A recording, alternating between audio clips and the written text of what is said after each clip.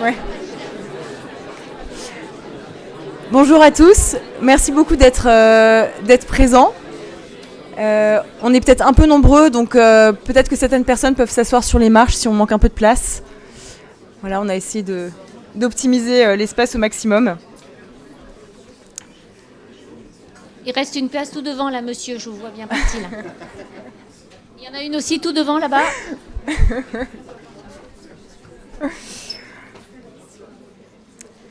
Donc on est ravis de vous accueillir pour cette table ronde dédiée au sujet des certificats biodiversité en milieu agricole.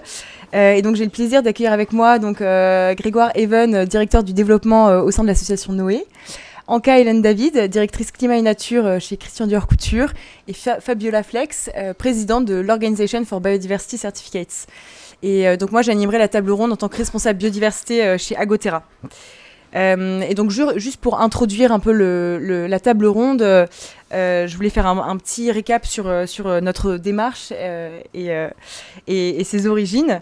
Il y a 5 ans déjà, je commençais tout juste à travailler et j'ai rejoint l'Agence française de développement sur les sujets biodiversité et il commençait déjà à être question de certificat biodiversité. Il commençait à y avoir une réflexion en fait sur ce sujet, sur comment est-ce qu'on peut créer un outil qui va permettre de mobiliser davantage de financement pour préserver et restaurer la nature. Puis en décembre 2022, il y a eu la COP15 biodiversité de Kunming-Montréal qui a officialisé ce besoin avec la cible 19 qui a fixé comme objectif de mobiliser 200 milliards de dollars annuels en faveur de la biodiversité.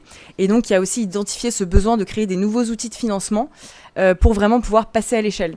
Parce qu'aujourd'hui, déjà, il y a plein d'entreprises qui financent des projets de préservation de la biodiversité, de restauration de la biodiversité, mais on a du mal à passer à l'échelle. On n'arrive pas à atteindre pour l'instant ces 200 milliards de dollars annuels. Et donc, il y a un besoin de réussir à créer un standard, en fait, une démarche uniformisée que les entreprises vont pouvoir appliquer sur le terrain, qui vont leur permettre de voir si leur projet a performé ou non, de pouvoir comparer leurs projets entre eux, de pouvoir vraiment entrer dans une démarche en fait, qui sera plus reconnue en fait, par tous. Et ce qui permettra réellement de passer à l'échelle. Car en effet, les entreprises, en fait, elles dépendent, on pourrait même imaginer que ce standard aille jusqu'à en fait, inclure la nature et les ressources naturelles utilisées par les entreprises dans leur modèle économique, en fait, parce que les entreprises dépendent de la biodiversité, elles dépendent des ressources naturelles, des écosystèmes.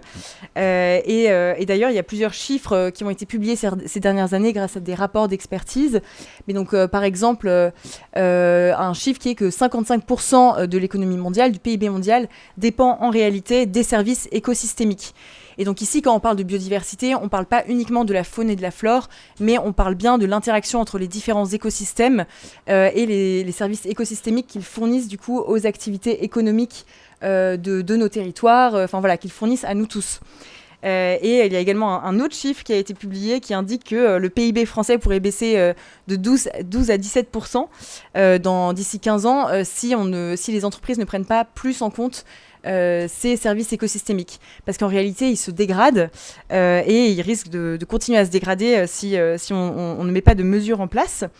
Et donc, on se rend bien compte qu'en fait, toutes les entreprises sont vulnérables face à la dégradation de la nature, face à la dégradation des services écosystémiques, et évidemment, surtout les entreprises qui dépendent directement de commodités agricoles, qui sont particulièrement vulnérables par rapport à ces enjeux. Quand on parle de vulnérabilité, on peut aussi bien sûr citer les agriculteurs qui sont à la fois les premiers témoins et les premières victimes aussi de la dégradation des services écosystémiques parce qu'ils dépendent directement, leur activité dépend directement de la nature. Et donc certes, on a souvent les chiffres en tête que voilà, l'agriculture représente presque 20% des gaz à effet de serre en France, que l'agriculture contribue à dégrader les sols, etc. Mais en réalité, l'agriculture propose aussi beaucoup de solutions. On peut mettre beaucoup de solutions en place pour réussir à réduire en tout cas les effets liés à l'érosion de la biodiversité et à la crise climatique. Donc par exemple, on a quelques pratiques en tête qu'on connaît bien, qui sont un peu emblématiques comme planter des haies, préserver les sols, favoriser la diversité floristique et faunistique, voilà. Et donc, un rapport qui avait été fait par le Shift Project en 2024 indiquait que 93% des 7000 agriculteurs interrogés voulaient s'engager dans la transition écologique, mais qu'en réalité, 87% des agriculteurs avaient besoin de soutien financier pour passer à l'action. Donc, en fait, pour résumer, on connaît les bonnes pratiques agricoles à mettre en place pour réussir à limiter les effets de l'érosion de la biodiversité et du changement climatique. Mais les agriculteurs se heurtent à des freins financiers, tandis que les entreprises se heurtent, elles, à des contraintes budgétaires et aussi à l'absence d'un standard clair qui leur permet vraiment de passer à l'action. Et donc, partant de ce constat, avec le collectif, on s'est dit qu'on allait lancer une initiative pour vraiment essayer de créer ce standard, en tout cas d'en proposer un qui soit vraiment robuste. Et donc, du coup, avec Noé, Dior Parfum, Dior Couture, la Banque Postale, également Interparfum et Le Bon Marché, on a décidé de développer ce modèle de certificat biodiversité. Et donc, évidemment, en lien avec l'OBC, avec qui on travaille beaucoup sur le sujet et qui nous aide beaucoup à avancer. Et donc l'idée, c'est vraiment de développer ce standard qui va permettre aux agriculteurs de mettre en place les bonnes pratiques favorables à la biodiversité et aux entreprises de les financer en s'engageant dans une démarche qui en fait leur permettra de connaître les gains de biodiversité générés et également de s'engager dans une démarche uniformisée qui sera adoptée par plusieurs entreprises en fait. Donc on a commencé en travaillant sur un cadre méthodologique et un cadre d'application, parce qu'on lance également des projets dès cette année en fait. On est en train de recruter des agriculteurs pour entrer dans cette démarche.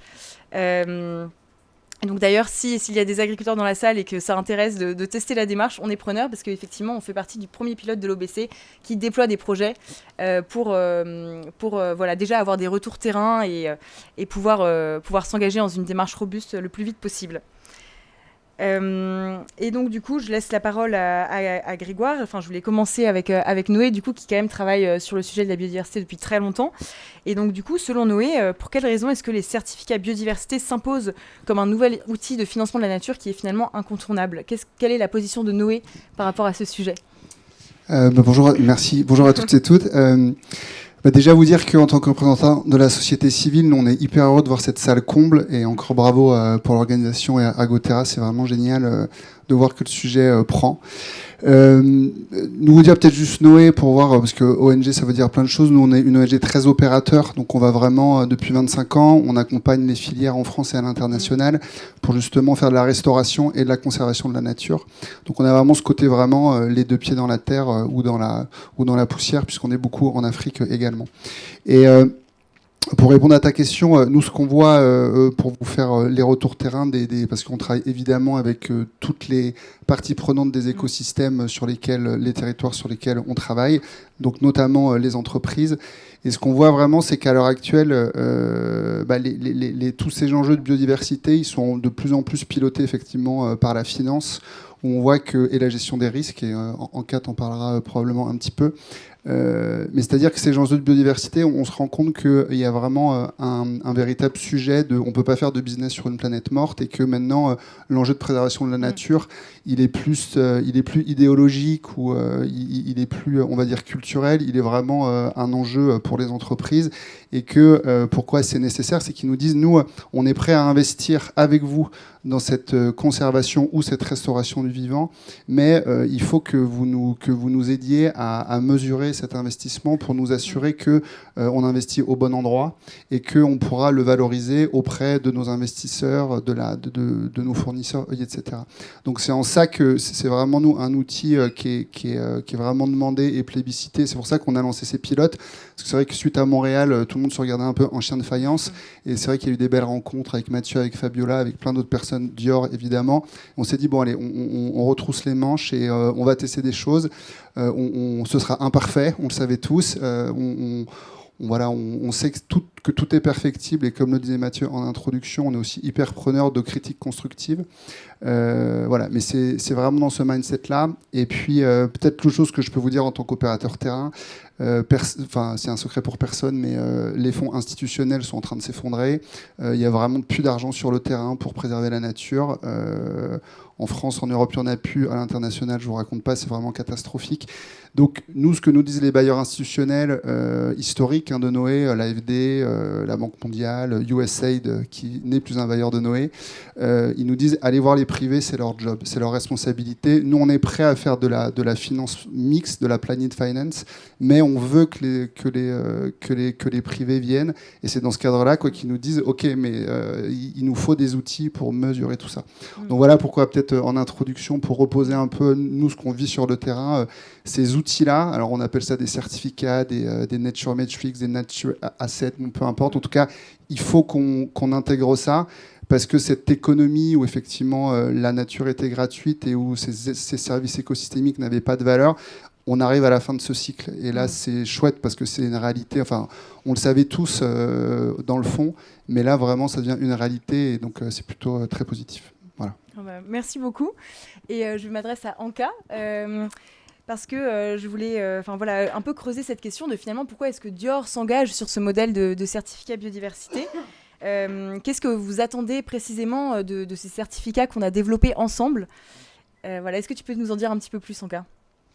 Oui, effectivement, peut-être, je ne sais pas si on commence pour expliquer un tout petit peu ce qu'on fait chez Dior et à quoi ça répond les certificats biodiversité. Mais tout d'abord, je souhaiterais remercier Mathieu pour cette belle journée, parce qu'en fait, je trouve que c'est très réussi de nous avoir réunis tous ici aujourd'hui ensemble, et je trouve que c'est extraordinaire d'avoir l'opportunité de discuter avec vous aujourd'hui. Et puis, donc, je remercie également Noé et l'organisation des certificats biodiversité pour l'opportunité de parler de ce sujet qui me paraît essentiel, notamment pour accélérer la transition et donc la transformation des systèmes agricoles de manière générale. Donc, chez Dior, peut-être juste pour dire que nos objectifs sont alignés avec la stratégie Life 360 du groupe LVMH, puisqu'on fait partie du groupe LVMH. Et donc, c'est une stratégie qui a des objectifs à l'horizon 2023, 2026 et 2030, avec des objectifs assez ambitieux. Et donc, nous, au niveau de notre maison, nous avons une stratégie qui décline les objectifs du groupe LVMH dans une stratégie donc, qui s'appelle Dreaming Green, qui a 4 piliers. C'est le premier pilier, et donc comme vous pouvez le voir, c'est la préservation de la biodiversité et des ressources naturelles. Le deuxième pilier, c'est la réduction de l'impact sur le changement climatique. Le troisième, c'est sur la circularité créative et l'innovation. Et le quatrième, c'est le pilier qui embarque nos équipes et nos partenaires. Et c'est vrai qu'on parle de biodiversité, mais je souhaitais insister sur le quatrième pilier, puisque c'est vraiment pour nous aussi la raison pour laquelle nous sommes là aujourd'hui, avec cette envie d'embarquer nos partenaires sur le terrain, les agriculteurs, les ONG, les financeurs, les entreprises, etc. Alors, peut-être juste 2 mots aussi sur ces 4 piliers. Les piliers sont interdépendants. On en a déjà parlé aujourd'hui de tout ce qui est interdépendance. Donc, lorsqu'on agit sur la biodiversité, on agit sur la décarbonation. Lorsqu'on fait de la circularité, on réduit la pression sur les ressources naturelles. Et donc, nous, on a des objectifs de réduction de nos impacts sur les 4 piliers. Sur la biodiversité, on a des objectifs qui s'inscrivent dans le cadre d'un objectif du groupe LVMH de restaurer et de régénérer 5 millions d'hectares d'ici 2030. Après, de manière globale, sur le carbone, on vise à réduire nos émissions CO2 de 30% en valeur absolue d'ici 2030, pareil dans le cadre de la stratégie SBTI du groupe LVMH. Et puis, je vais mentionner l'eau aussi, puisque c'est essentiel, et nous avons parlé tout à l'heure, avec un objectif de moins 30% sur le prélèvement des ressources en eau d'ici 2030. Et donc, les certificats biodiversité pour nous et le travail qu'on a démarré, c'est vraiment quelque chose qui répond à notre plan climat et notre plan biodiversité, et donc à toutes ces stratégies que je viens de vous décrire. Et puis c'est également donc pour nous un outil concret, quantitatif, qui va nous permettre de mesurer sur le terrain nos actions dans le cadre de ces stratégies. Peut-être Oui, et puis en termes de résilience aussi de vos chaînes de valeur, il y avait quelque chose, vous aviez poussé aussi ce projet sur le sujet des chaînes de valeur et de leur résilience. Oui, effectivement, je pourrais le mentionner. Et donc pour nous, en fait, il s'agit vraiment de dérisquer nos chaînes de valeur et puis de vraiment renforcer la résilience de nos chaînes de valeur. Et je voulais dire que c'est vraiment une nécessité stratégique Et je voulais vous dire, par exemple, quand on est sur des créations chez Christian Dior Couture, pour lesquelles toutes les matières qu'on va utiliser vont être déclinées du vivant. Par exemple, la soie, la laine, le cachemire ou le coton, le lin également, puisqu'on va parler aujourd'hui du lin. Et donc, si je prends l'exemple de ces matières, peut-être je mentionnerai le cachemire. Quand on regarde en 2024 les résultats et donc les analyses de Sustainable Fiber Alliance, qui expliquent qu'en fait, à cause des événements climatiques extrêmes en Mongolie, il y a eu une baisse de production de 50%. Et donc, en fait, avec une augmentation des prix du cachemire au kilo entre 15 à 20%.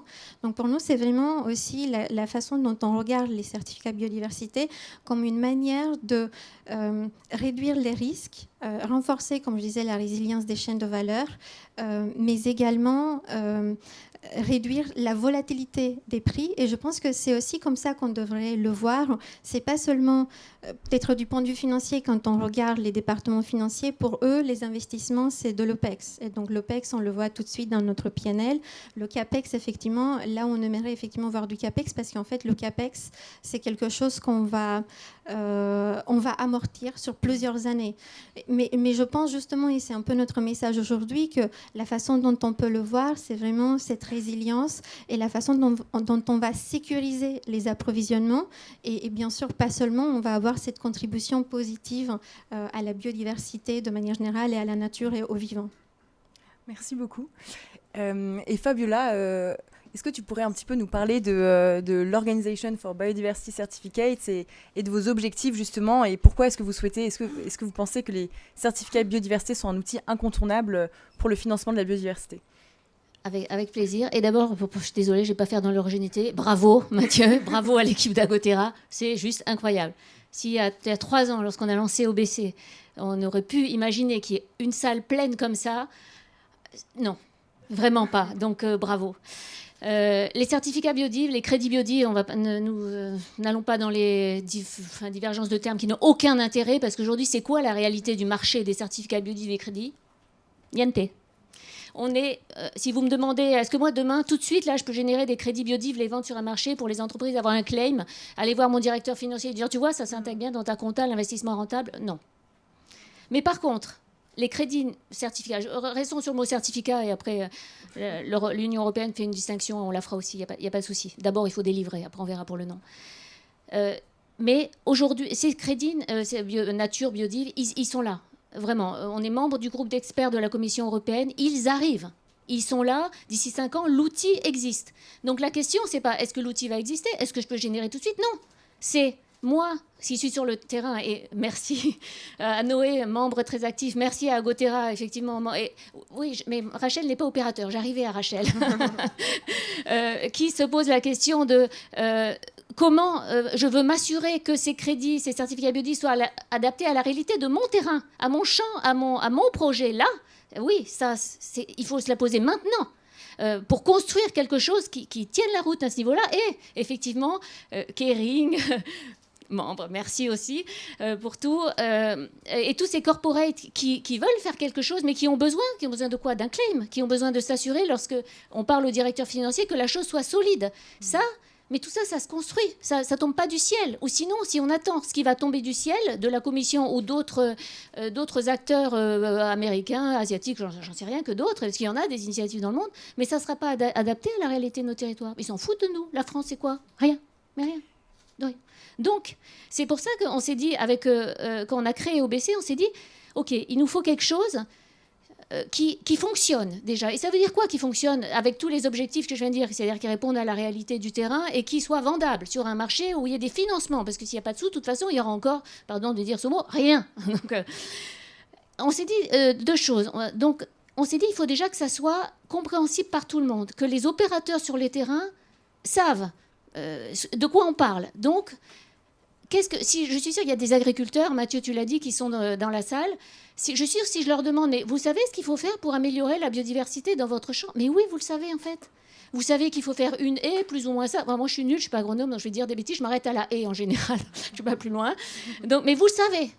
Par contre, ce que vous ne savez pas, et ça c'est normal, c'est évaluer l'impact biodiversité de cette action. Si la haie, elle fait 3 arbres, machin, ou si elle en fait multi-espèces sur 3 km, j'en sais rien, c'est pas le même impact. Et bien, au BC, on s'est dit, OK, on part sur les pratiques, et c'est vraiment ça. Gwendoline, tu as répété moult fois les actions. Les actions, ce mot action, il a été tellement répété, parce que c'est ça qui compte, c'est les actions. Donc, on part de ces pratiques et on fait des listes. Je ne vais pas aller dans les détails de la méthode parce que sinon toute la salle va se vider, ça va être radical. Mais à votre dispo pour en parler après. Donc on part sur les pratiques, on liste ces pratiques par écosystème et en fait on confie à un consortium scientifique, donc plein de scientifiques rassemblés. C'est par leur nombre qu'on arrive à avoir des chiffres en face de l'amélioration des pratiques ou le maintien des meilleures pratiques. Parce qu'il faut rémunérer les deux. Les agriculteurs, nous, on a commencé par agriculteurs et forêts. Les agriculteurs, les forestiers qui ont des bonnes pratiques depuis des années, mais pourquoi ils ne seraient pas récompensés? C'est pas possible. Et d'ailleurs, la Commission européenne est dans cette optique aussi. Donc ça, on est parfaitement alignés. Donc on a commencé par ça. Et pour faire très rapide, où on en est aujourd'hui. Donc, on travaille avec EcoCert. Non, déjà... parce que j'ai repéré Mathieu Jousset dans la salle là-bas, oui. EY, on a travaillé avec EY sur comment on va créer le marché. Donc, on crée, et ça, c'est quelque chose qu'on teste sur nos pilotes aujourd'hui. Je vais arriver aux pilotes. On travaille à la fois sur la création du marché et sur la partie grille, solidité de la certification. Donc, on travaille avec EcoCert pour arriver aux premières grilles biodiversité, calcul, nombre de certificats, auditabilité des pratiques, tout ça. Ça, on aura les premières choses, le premier système de certification début 2027. Donc, c'est demain. Et c'est demain grâce à qui? Grâce justement à tous ces pilotes. Donc, en France, il y a plein de choses. Il y a des forêts, il y a des champs, etc. Par plusieurs membres. Et qu'est-ce qu'ils font, ces membres, aujourd'hui, en fait? On a défini ces grilles de pratique et ils vont voir sur le terrain si ça marche. Est-ce que c'est bien écrit? Est-ce que ce que le groupe a écrit veut dire quelque chose sur le terrain? Est-ce que quand on calcule, quand on applique cette grille sur le terrain, qu'on a les niveaux, est-ce qu'on génère combien de certificats d'après la méthodologie de calcul? Est-ce que ça marche? On arrive à quel prix? C'est ça qu'on est en train de tester maintenant. Et si on veut y arriver, justement, vraiment avoir quelque chose d'adapté sur le terrain, c'est vraiment tout le travail que font les membres dans tous ces projets, là, en France, pour arriver à ça. C'est le travail qui est fait actuellement. Et encore une fois, on espère, début 2027, arriver aux premières moutures du système de certification. Voilà. Puis après, sur la partie marché, on travaille bien avec les autorités pour que tout ça soit bien, avec des claims clairs, que les entreprises puissent y aller les yeux fermés, sans crainte de greenwashing et autres horreurs. On connaît parfaitement ce qui s'est passé sur le marché du carbone. On va juste éviter de refaire les mêmes bêtises, mais sans critiquer le marché du carbone. Ils ont appris, ils ont défriché, etc. Vraiment, et là, on peut tirer de bonnes leçons, on va dire, de ce qui est arrivé sur le marché du carbone. On va essayer juste d'aller un peu plus vite parce qu'on a moins le temps. Et je vais m'arrêter là parce que sinon, ça va pas le faire. Non, mais merci beaucoup. Non, mais on a appris plein de choses, donc merci beaucoup, Fabiola. Et juste un petit point, du coup, très rapide. Effectivement, on voulait pas rentrer dans le détail de la méthodo, mais on trouvait ça quand même intéressant de vous montrer un petit peu. On a fait un premier test, en fait, avec sur la ferme familiale de Mathieu, justement, un premier test de la méthodologie avec les différentes pratiques. Et en fait, l'idée, c'est que le plan d'action sera co-construit avec l'agriculteur. Donc là, pour l'instant, on est principalement sur de la grande culture. Et en fait, l'agriculteur co-construira son plan d'action avec l'ingénieur agro. Et ils vont voir pour chaque pratique de quel niveau, en fait, à quel niveau initial ils se trouvaient pour chaque pratique et à quel niveau ils veulent passer au cours des 5 années à venir. Donc voilà, c'est vraiment ça la démarche, et donc sur un certain nombre d'hectares, etc. Et du coup, on va aussi déterminer le gain de biodiversité qui sera associé à chaque pratique et du coup à la progression de la pratique. Donc c'est vraiment comme ça qu'on a fonctionné. Pour ces projets pilotes qu'on lance également, on a également un volet climat. Donc ça, c'est aussi pour tester cette approche holistique climat-biodiversité. Donc il y a vraiment des leviers associés à la biodiversité que vous pouvez voir ici, et d'autres leviers climat qui sont associés en fait à ce qu'on peut trouver dans le label bas carbone. Donc ça, c'est aussi des choses qui sont en discussion avec l'OBC, par exemple, au sein du collectif. Et du coup, je voulais aussi en profiter pour demander à Anka à ce sujet. Voilà, en quoi est-ce que cette approche finalement climat-biodiversité vous a parlé, vous, à Dior, et qu'est-ce que ça vous apporte finalement en termes de stratégie? Je ne vais pas répéter ce que j'ai dit tout à l'heure, mais c'est effectivement cette approche climat-biodiversité, comme je disais, ça répond à une stratégie qu'on a dans le cadre de nos plans à 2030 sur le climat et la biodiversité. Et je ne sais pas ce que je pourrais mentionner de plus sur cette question, c'est que je pense que je vais juste, je veux dire, ça rentre, comme je disais, vraiment dans ces objectifs-là et de manière générale, comme je le disais, ça répond notamment aussi à la résilience des écosystèmes, de nos chaînes de valeur, et puis effectivement, il y a cette notion de risque que j'avais mentionnée. Ok. Merci beaucoup. Et alors toujours à Anka, mais je voulais un petit peu plus vous interroger sur le lin justement, et donc sur le choix de cette matière, parce que nous, ces premiers projets, donc ils vont particulièrement s'appliquer à la grande culture, et notamment sur le lin, on a aussi de la betterave. Voilà, on est vraiment sur de la grande culture. Et donc pourquoi est-ce que chez Christian Dior Couture, vous étiez particulièrement intéressé par le lin, et finalement pourquoi est-ce que selon vous c'est une filière d'avenir ? Alors, par rapport au lin, et ça fait aussi partie des raisons pour lesquelles nous sommes là aujourd'hui, le lin, c'est une filière française. Je pense qu'on n'en parle pas assez. Je ne sais pas si... Ah oui, on le voit, effectivement. J'étais un peu perturbée au début parce que je me disais on n'avait pas les bonnes slides, mais on a les bonnes slides, justement. Alors, effectivement, le lin, c'est une filière française. Comme je le disais, on n'en parle pas assez, mais la France est le premier producteur mondial de lin. Et donc, la France produit entre 50 à 60% des volumes au niveau mondial. Donc c'est très intéressant puisqu'en fait le lin c'est une filière et c'est une matière locale française qui contribue au développement des territoires.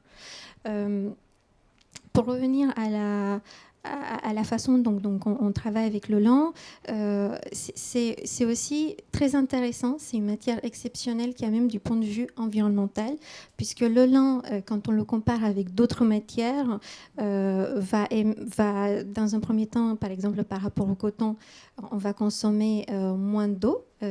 Ça dépend en fait des études, après si vous faites des recherches, mais ça peut aller jusqu'à 20 fois moins d'eau sur la consommation, donc dans le cadre de la culture, mais aussi la production.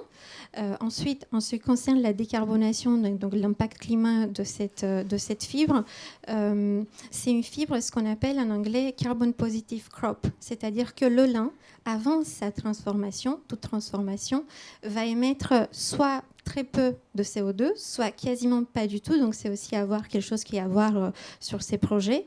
Et donc, c'est très intéressant du point de vue carbone. Pareil, quand on compare avec d'autres matières, et je reprends le coton parce que c'est assez comparable, assez similaire, donc c'est quelque chose qui devient très, très intéressant. Et puis, en fait, quand on parle aussi lin pour une maison comme Christian Dior Couture, c'est quelque chose qui, comme je faisais ce lien avec les matières, une matière française, c'est quelque chose qui s'inscrit dans notre identité et dans notre histoire avec Monsieur Christian Dior. Et donc, pour nous, de ce point de vue-là, c'est quelque chose qui s'inscrit bien dans le luxe, mais aussi dans la décarbonation et les objectifs biodiversité. Et je crois même que vous avez sorti un jean en lin. Je sais pas si il n'y a pas de photo, mais... Pardon, je vais commenter parce que comme je vois... Effectivement, il y a les photos, super. Alors, effectivement, donc on a des collections. Donc, un lin, on utilise le lin beaucoup sur et de plus en plus, pour le dire comme ça, sur les collections saisonnières. Donc ça, c'est juste une illustration des collections qu'on a actuellement.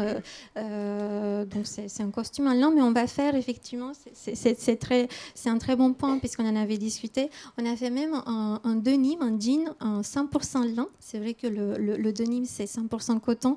Donc, c'est très intéressant puisqu'on teste le lin d'abord, donc, comme je disais, sur le denim. Après, on va faire effectivement des matières et donc des collections qui peuvent être ce que vous voyez à l'écran en 100% lin. Mais aussi, on fait des mélanges. On peut mélanger le lin avec la soie. C'est une très belle matière. Ou le lin avec le cachemire ou le coton.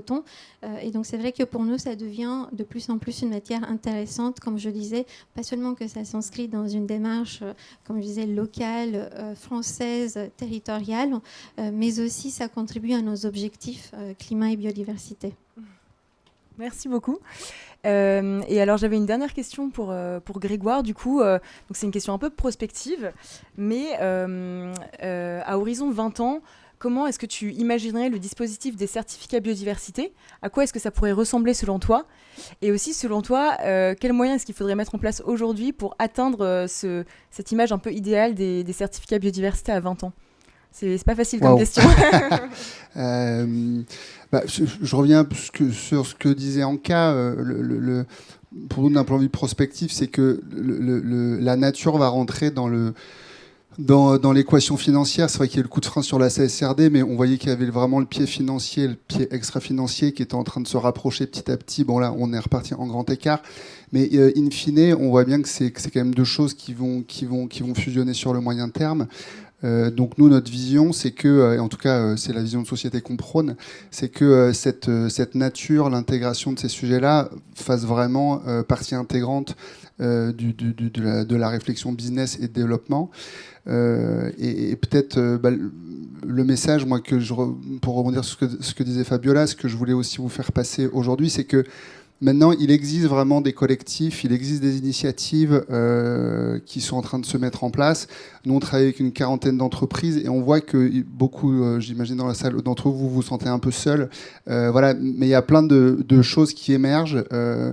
Si c'était simple, on le saurait. C'est compliqué. Je pense que plutôt que de subir, il faut effectivement qu'on monte tous dans le même train et qu'on ait l'humilité aussi de ne pas faire nos guerres de chapelle. Tu parlais des certificats et des crédits, c'est un exemple. En tout cas, il y a une urgence, quoi, et il y a plein de belles choses qui avancent et on le fera pas seul. Et c'est vrai que c'est ça ce qui est chouette aussi avec cette dynamique Agoterra. C'est vrai qu'on voit que c'est en collectif et je remercie encore la Maison Dior et la Banque Postale qui, il faut vraiment dire que d'un point de vue financement et innovation, ils nous ont dit nous, on veut financer de la R&D et une exploration marché parce qu'il faut que le monde bouge. Et on est vraiment dans cette logique-là. Et je vous invite vraiment. Alors, il y a l'OBC, il y a notre dynamique avec Agoterra. Alors, si ça colle à votre besoin, soit, mais il y en a plein d'autres. Nous, en Afrique, on est sur d'autres dynamiques. Voilà. Donc, mais il existe plein de choses. Donc, pour moi, c'est une intégration. Faut convaincre la finance. C'est le gros sujet. Si on arrive à convaincre notre direction financière, c'est gagné. Et clairement, il faut des outils comme cela pour le faire. Voilà un peu comment nous, on voit les choses dans le futur. Je ne sais pas si ça répond, mais c'est... Non, c'est parfait. Sur cette partie, effectivement, sur la finance, parce que je voulais vous dire, faites le coût de l'inaction et vous allez voir que ça sera toujours supérieur au coût de l'action. C'est pour ça que j'ai donné l'exemple sur le Cachemire, parce qu'en fait, quand on a des impacts du changement climatique qui vont avoir un impact sur la volatilité, donc sur le prix et donc la volatilité des prix, en fait, le calcul, c'est vite fait pour les directions financières. Et finalement, c'est cette différence-là, si vous la prenez en compte, c'est là où vous allez avoir le vrai impact financier. Et donc, c'est de ce point de vue-là que c'est intéressant, et c'est un peu le message pour aujourd'hui aussi, que c'est intéressant du point de vue financier donc d'investir dans ce type de projet. Et bien sûr, pour nous, en tant que comment je pourrais le dire, que équipe développement durable, mais aussi comme collectif qui travaille sur ces questions et qui est engagé sur ces questions. Donc bien évidemment, on a un impact positif sur la planète, sur la biodiversité, sur les écosystèmes et surtout sur l'eau. Et c'est pour ça que je trouve que c'était très intéressant d'avoir aussi, et d'ailleurs c'est très intéressant justement sur le livre de Gaspard et la discussion de tout à l'heure, puisqu'en fait l'eau c'est essentiel, ça devient un enjeu essentiel. Ça l'a toujours été. Mais j'espère, voilà, et la biodiversité, on n'existera pas en fait sans l'eau, sans la biodiversité, sans les écosystèmes, et donc du coup c'est là où on peut avoir un impact positif. Donc c'est pour ça que je dis, je vous invite à faire le coup de l'inaction pour avoir des discussions aussi avec vos directions financières. Pardon, je ne veux surtout pas me répéter, mais parler de collectif et d'action. juste au sein d'OBC. Alors, il y a d'autres initiatives, effectivement. Au sein d'OBC, on est 30 membres aujourd'hui, vraiment. Ça va des grandes entreprises comme Kering, Pernod Ricard, à des boîtes plus petites comme Agotera, le Printemps des Terres, etc., etc.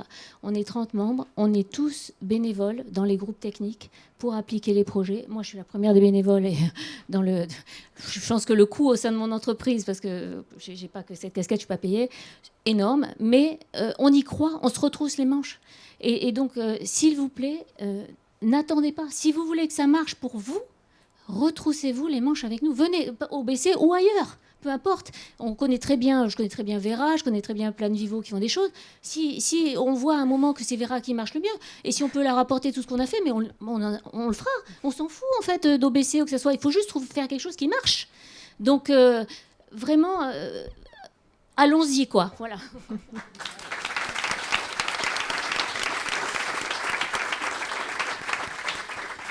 Parce que je me souviens plus, Gwendoline, si tu l'as dit au début, mais effectivement, la méthodologie sera accessible en open source. Et ça aussi, c'est un point positif parce que l'objectif, c'est que vraiment tout le monde, que ça devienne un outil, vraiment que tout le monde puisse s'emparer, en fait, pour qu'on puisse accélérer cette transition. Donc voilà, je me souviens plus si on l'avait mentionné ou pas, mais il me semble important de le dire. Tout à fait. Et du coup, là, on est en train de déployer les premiers projets en grande culture. Donc, encore une fois, s'il y a des agriculteurs qui veulent s'engager, on recrute particulièrement en Île-de-France, dans les Hauts-de-France et en Normandie pour l'instant. Donc voilà, on est tout à fait... n'hésitez pas à venir nous voir. On est en train de... en cours de recrutement, donc c'est encore possible de faire partie de ces premiers projets. Et les entreprises, bien sûr, si vous voulez nous soutenir...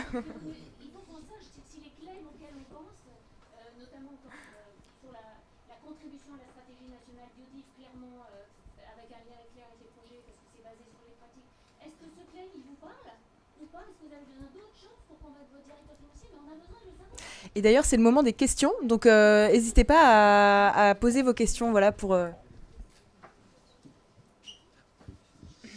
Merci. Merci pour cette présentation et pour cette initiative. Donc, je suis Arnaud Richard d'Écosystème et nous, on fait de la formation depuis une dizaine d'années auprès d'agriculteurs, des techniciens. Donc, on essaye de massifier l'agriculture de régénération au niveau de la formation. Et... je vous donne un témoignage et j'aurai une question après. Sur le terrain, c'est très compliqué d'engager, de parler de ces thématiques de la biodiversité.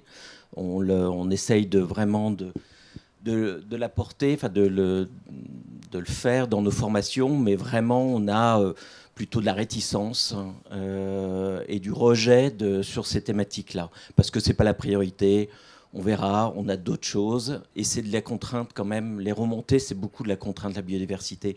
Et en fait, moi, ce que j'aimerais, c'est que, justement, avec vos initiatives, souvent les grands groupes de luxe, d'agroalimentaire ou autres, mettent en avant la biodiversité, s'engagent, ce qui est super, mais oublient qu'il y a une strate formation, d'aller voir des agriculteurs. Et souvent, c'est les agriculteurs qui sont déjà dans cette démarche et qui ont besoin d'avancer ou de se développer. Et moi, j'aimerais qu'on se réunisse, collectif, comme disait Mathieu, au niveau de la formation, de proposer, d'accompagner, de faire comprendre que ça s'insère dans un système holistique où voilà, qu'il n'y a pas que le sol, il y a tout l'environnement et que ça ne soit plus une contrainte, mais que ça soit aussi bénéfique pour eux sur leur exploitation. Donc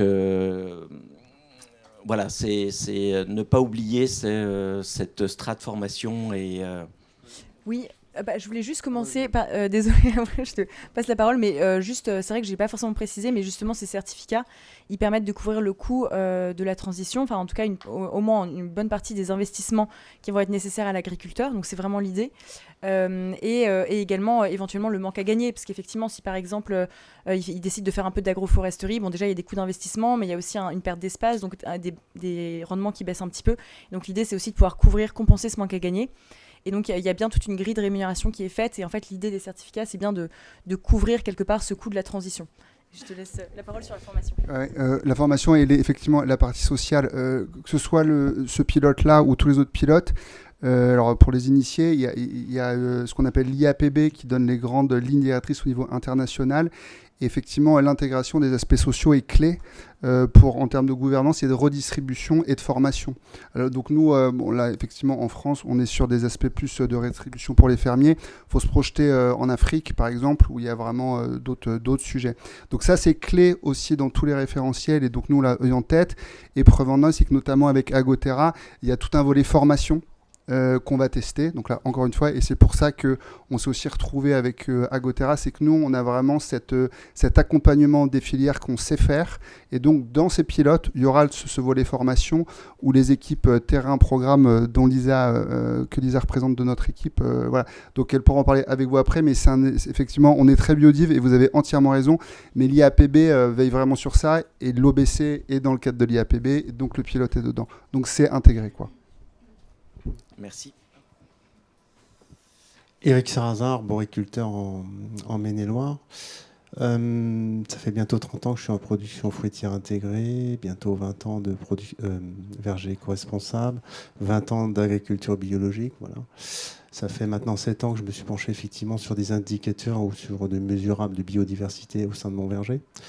Mais il ne faut pas oublier que l'essentiel, c'est que l'agriculture doit procurer une alimentation abordable. Et ne pas oublier que le consommateur, il faut qu'il l'intègre dans sa chaîne budgétaire alimentaire. Parce qu'on aura beau, effectivement, développer tous des systèmes, des écosystémiques pour moins impacter la planète. Mais le premier objectif de la Terre, c'est de nourrir l'homme. Mais il faut que l'homme pense aussi à bien intégrer dans sa chaîne budgétaire ce coût ou cette mise en place de cette biodiversité, de cet impact carbone. Et voilà. Et à travers beaucoup de choses, on oublie justement dans l'agriculture durable l'alimentation abordable. Il ne faut pas oublier, et qui permet derrière ça la rémunération décente des agriculteurs.